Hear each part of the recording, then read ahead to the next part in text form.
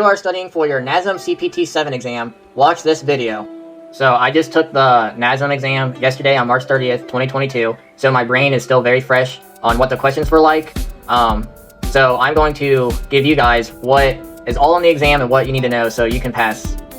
So a lot of the questions that I had were over the overactive and underactive muscles. However, they are not worded the same as the practice test. They'll ask you on the real exam, like, a client is performing a single leg squat and knee valgus secures. What muscle should she lengthen? So it would be the underactive muscle, so she should lengthen her gluteus maximus medius or her anterior and posterior tibialis. Familiarize yourself with the underactive and overactive muscles on all the assessments given, and then also the upper, lower, and pes planus distortion syndromes. Also, know the stages of changes, so pre-contemplation, contemplation, preparation, action, and maintenance. Know the blood pressure ranges, so 120 systolic, 80 diastolic is normal. Know your elevated, hypertensive, hypercrisis ranges as well. I had a few questions over that. I had a lot of questions that were over hypertensive clients and what exercises they should avoid and what exercises they should do. Know the blood flow to the heart and the blood flow from the lungs.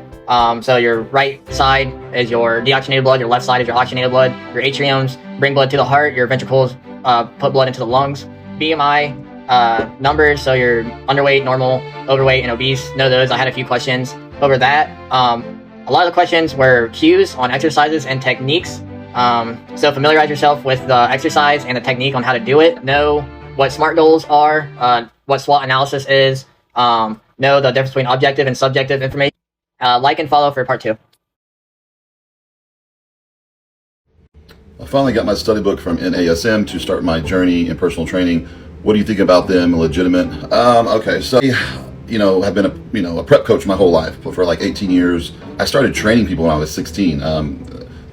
At the time, legally, I wasn't allowed to, but the manager knew me, and that's when I started working out, and he let me start training people. So I was training people at 16. I got some online cert that wasn't even accreditable, but then by the time I was 18, I did NSAM, I did ISSA, I did another one, and then I went to the Cooper Institute, which is in Dallas, and I think that is the best one because that's hands-on. You're there.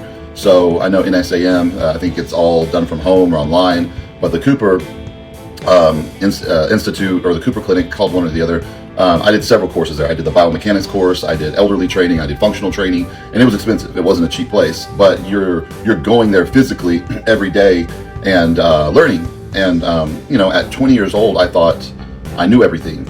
So the night before the test, I went out and party, and then I go do the test, and I actually failed the test because I didn't study.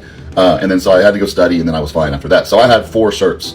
So I had to have that to become a master trainer, I believe at age 20 or 21. So I was a master trainer because I had all those 4 certs. It was expensive to get them all, but that was how you made the most money at the time. Personal training 20 years ago was very different from now. Nobody would be a personal trainer unless they were like really, really, badass at it.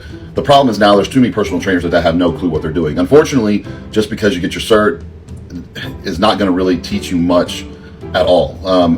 How you learn is pretty much experience and in the gym. Like I see trainers all the time at gyms and they're doing horrible stuff with their clients. The form's bad, everything's bad, and then you got the ones that are overly functional. So you just got to be, it's just something you got to just have in your blood and be good at.